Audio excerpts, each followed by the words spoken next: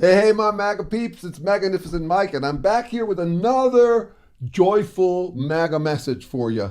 So, uh, I was never very good at thinking or arguing or winning arguments or anything like that until I found out that that was actually my secret gift. Because it turns out, and I learned this from Trump, it turns out the winner of arguments is the person who can steer the argument, steer the conversation, who's the one who gets the other person talking about whatever the winner wants to talk about. So it's not really about ideas or thoughts or facts, nothing like that. The only game is really who is the one who gets to control the conversation. And that's what Trump does. He's great at it. And he just changes the subject to whatever he can make the other person talk about.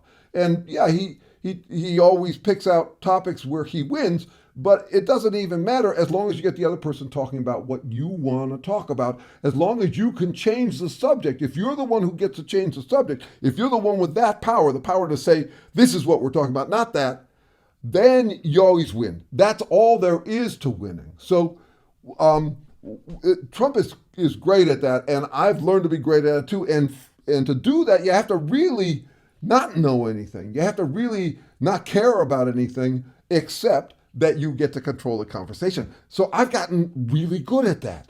So like whenever I talk to someone like online, like I do my job during the day, and then at night it's kind of like, well, I used to play video games. I used to, watch a lot of porn. I still do all that, but these days, just as much fun is to go online and start a conversation with someone that isn't a conversation. It's just I say what we're talking about, and I don't pay any attention to what they say because that would only confuse me. I just make sure that I say, what about this? What about that? And what I mostly do, and I do this from the start because it's how you win from the start, is I accuse them of things.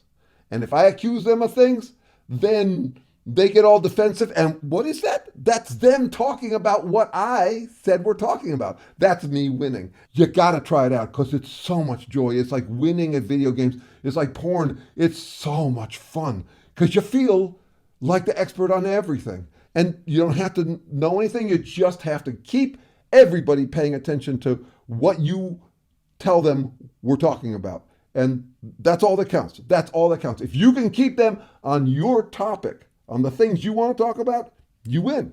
That's the MAGA joy. Keep that MAGA joy alive. Let's keep winning.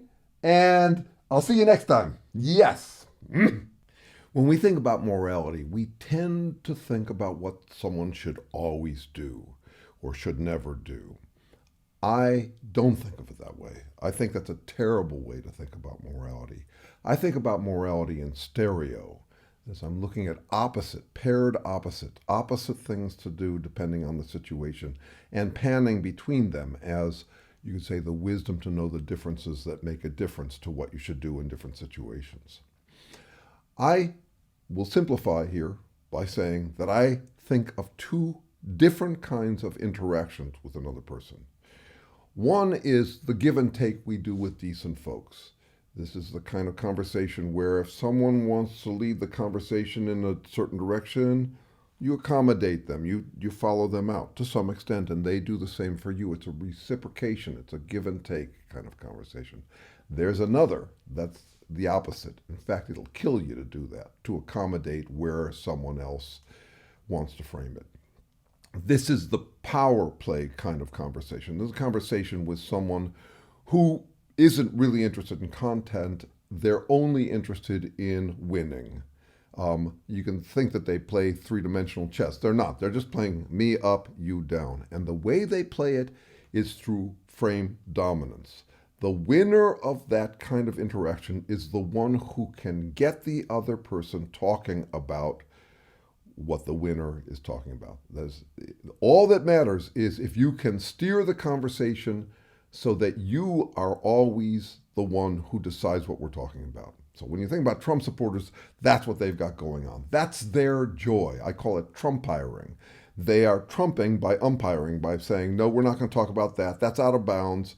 I dismiss that from my court. I only permit this topic. We will talk about this topic. How do you deal in that kind of conversation? Well, it's just terrible for you if you do the give and take, where you just act like you're receptive and are willing to follow them out wherever they want to take the conversation. No, you need a different strategy for that, and it is competitive on that front. You need to be able to counter-dominate, to make them talk about what you want to talk about. And it's not really even about what you want to talk about, because remember, this is just a game of frame dominance. And so the goal here is to confidently and successfully lead them to any topic that you choose over the topics they choose. For a while we were calling what they're doing whataboutism. That's how they turn the corner. They ignore whatever they're talking about. They ignore whatever you're talking about. They want to talk about what they're talking about. Not because they want to talk about it, just because they want to win through frame dominance. So you got to have your own counter strategies for that. And for that, what you need to do is think about topics that they will feel compelled to talk about. And the obvious ones are anything that really interests them, that they love to hear themselves talking about. So if you want to, you say, diffuse the competition, the trumpiring competition over who gets to dominate the conversation, just bring up something irrelevant to the topic at hand that they want to talk about. Talk about their hobbies, talk about their kids, whatever. Just change the subject to that. Ignore whatever they are framing it as the conversation. Just ignore it and say, yeah, how are your kids doing these days? Or have you bought any new motorcycles lately? Or whatever, what shoes are you liking these days? The other one, which they use a lot as a topic that compels you to talk about whatever they frame up, is attacks. So this is not if you're trying to diffuse it, but if you're trying to kind of abuse them back for the abuse they're doing. So people are often compelled to talk about whatever they need to in order to defend themselves. So if you're stuck dealing with someone who dominates in frame, always frames it to whatever they want to talk about, before you talk to them, plan up some topics that you could talk about that they would feel compelled to talk about. It could be things that delight them, or it could be things that scare them enough that they have to defend themselves. That's their game. And my rule, I don't actually believe in the golden rule. I believe that it's not a rule, because it doesn't decide who should accommodate whom. But I do have this basic assumption, which is anything that you do to other people is fair game for them to do back unto you. So if they're going to do this frame dominance thing where they simply attack you so that you are compelled to talk about whatever in defense of yourself, fair game for you to do it back at them.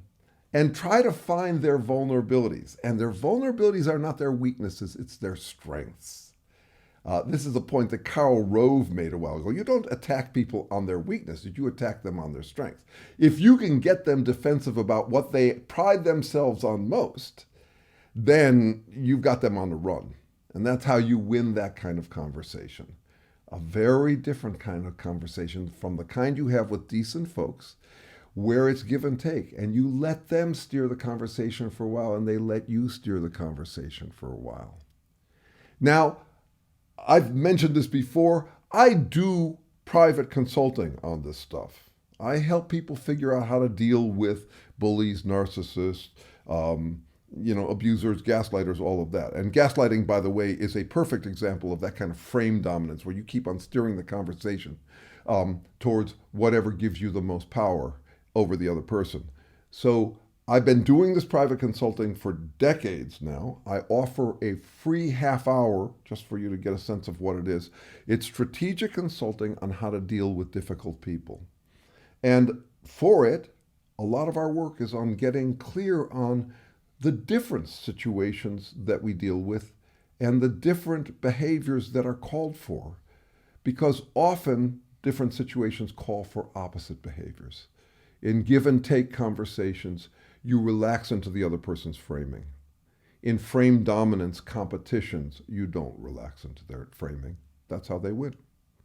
So get in touch if you're at all interested. And like I say, free half hour just to see if you're interested in working with me on these things.